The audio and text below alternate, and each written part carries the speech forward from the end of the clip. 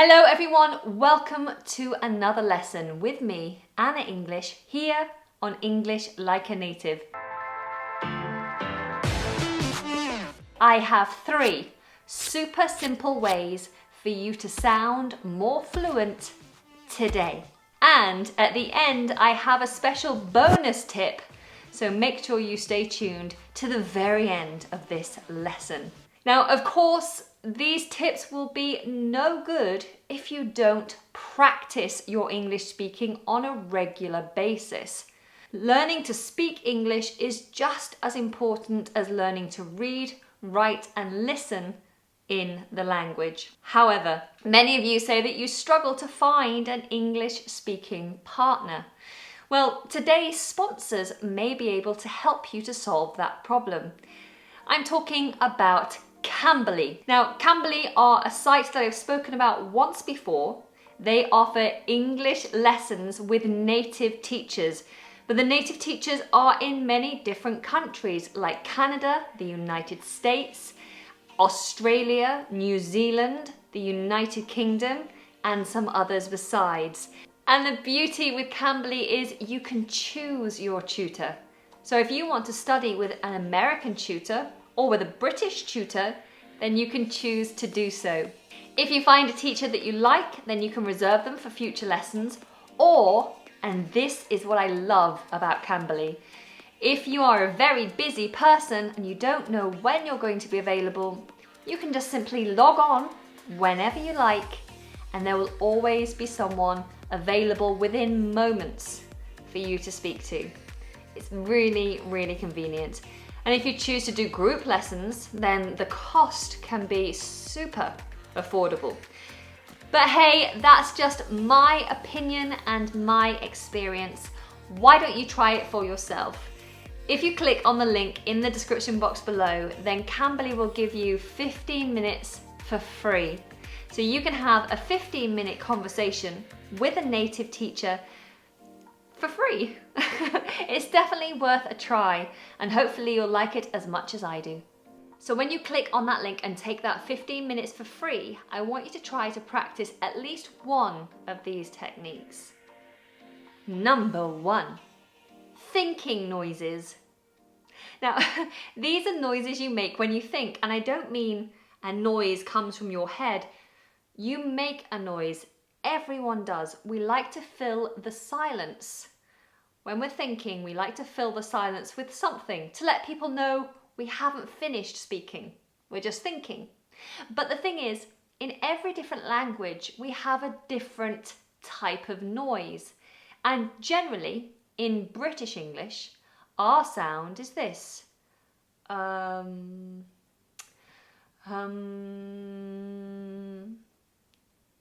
Now, this sound is placed very much in the middle of the mouth. It's not nasal, it's not set back. If it was nasal, it'd be more eh. Set back would be ah. It's very forward, bounces around in the mouth, and usually comes together, the lips closing at the end.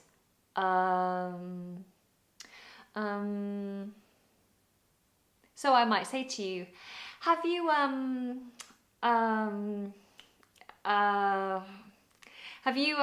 done that thing that you said you were going to do? And you might respond to me and say, oh, I don't know what to say. I tried it, but it went badly wrong. Okay?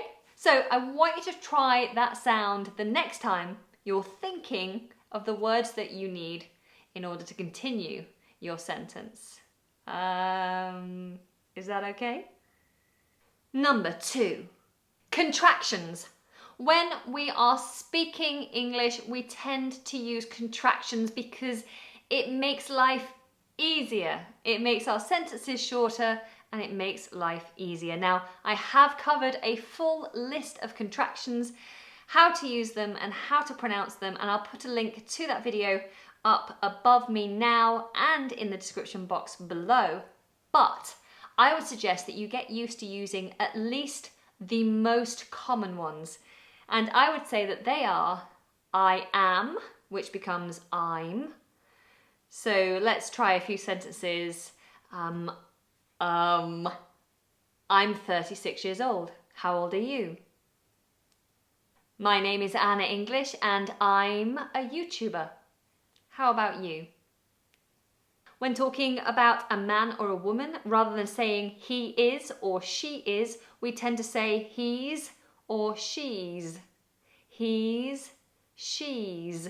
Notice how those S's have a little bit more depth. They're more like Z's, but don't go too far. He's, she's. He's, she's. For example, my boyfriend isn't here at the moment. He's in town with his friends. Or, my mother isn't home. She's at the gym. She's a fitness fanatic. If you're not used to using contractions, then choose just a handful of them to start using in your everyday speaking practice. While speaking, you can use them in formal or in informal speech. Don't use them as often in formal writing, and also don't use contractions when you're giving very short answers. For example, if you ask, who is coming to the water park tomorrow? And you want to respond with I am, you cannot say I'm. Doesn't work. You have to say with a short answer, I am. Number 3, weak forms. Just to make English really, really complicated, we have some words which have 2 pronunciations depending on whether you're using the weak form or the strong form.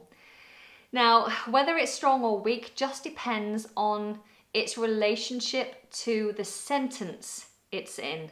Ooh, that sounds confusing.